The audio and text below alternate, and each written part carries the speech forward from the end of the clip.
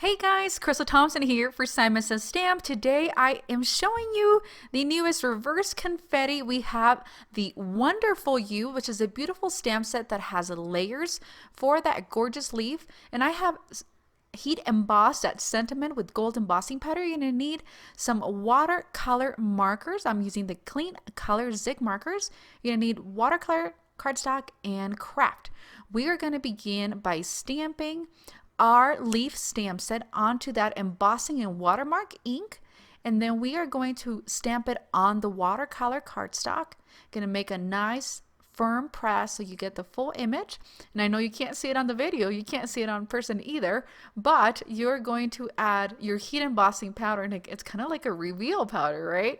So we are going to add all that powder. We're not going to heat set just yet. We're going to go ahead and moisten that stamp again. We're going to repeat this process 3 times, and we're going to do the same. Press nice and firm, and then come in with our gold embossing powder from Simon Says Stamp, and we are just going to continue revealing these beautiful reverse confetti stamps. I hope you've been enjoying the Stamptember releases so far. I love how every company has their own style, and it's absolutely so much fun to do all these tutorials for you. All right, so we're going to continue on. This is our last but not least.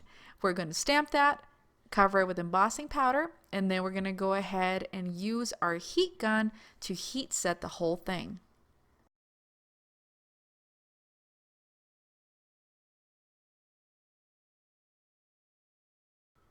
All right, we're going to heat set with our heat gun. Be sure to not touch the tip of your heat gun onto that embossing powder because it will make it stain. And then be careful not to burn your fingers again because this is super hot air.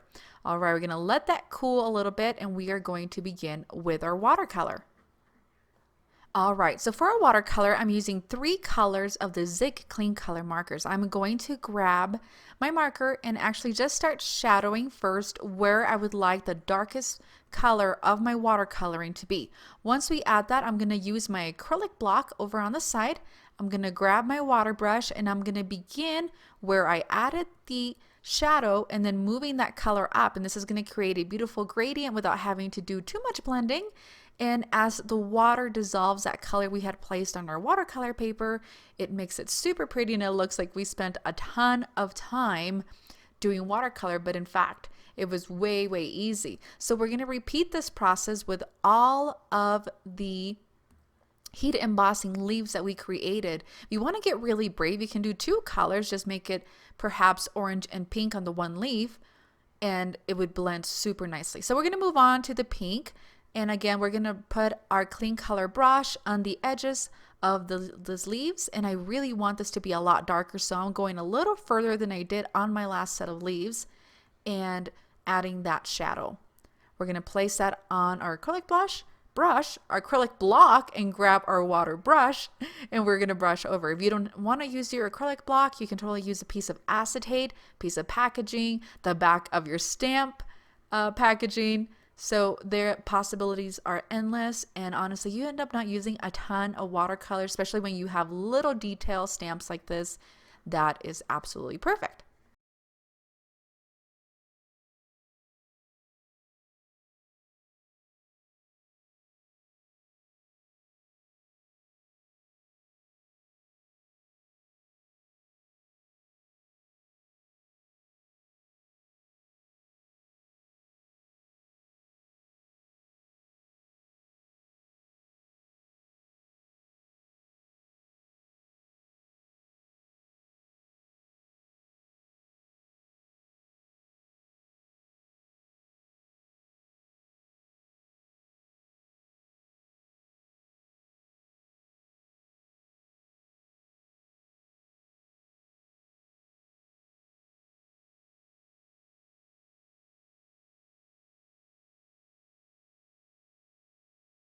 All right, I am super happy we have allowed this to dry. I'm going to come in with my detail scissors.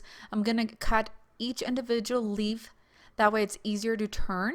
And then I'm going to start fussy cutting it. I hope that Simon comes up with the dies for this because it's really, really fun. But if they don't, honestly, you can see how fast I can cut and cut around these images. And they're just absolutely stunning with that gold heat embossing and the easy watercolor.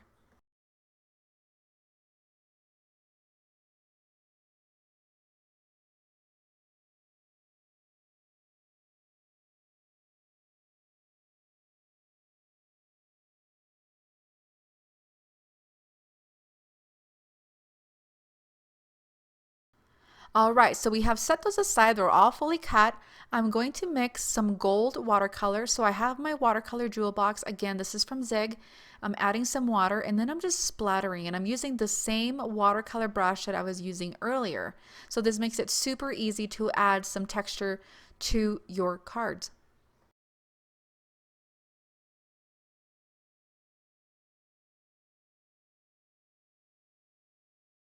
I'm going to clean up my brush and then I'm going to grab that gray. So I'm going to add a little bit of water to this, create a nice and thick watercolor, and then I'm going to go ahead and splatter it all over just that craft. And this is what it ends up looking like when it's fully dried.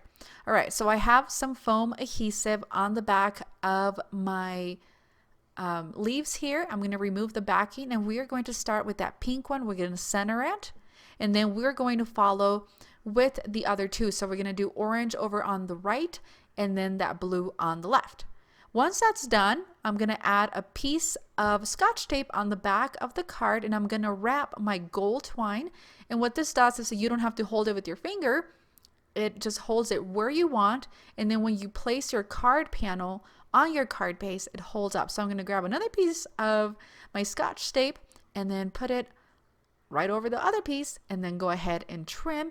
This is a nice little trick if you're using some very fine gold thread or twine like I'm using. All right, I have my sentiment in black cardstock embossed with the same gold, and we are going to leave it as is. Thank you so much for joining me today on the reverse confetti and the Simon Says stamp combo. Hope you've enjoyed the tutorial. Have an amazing day.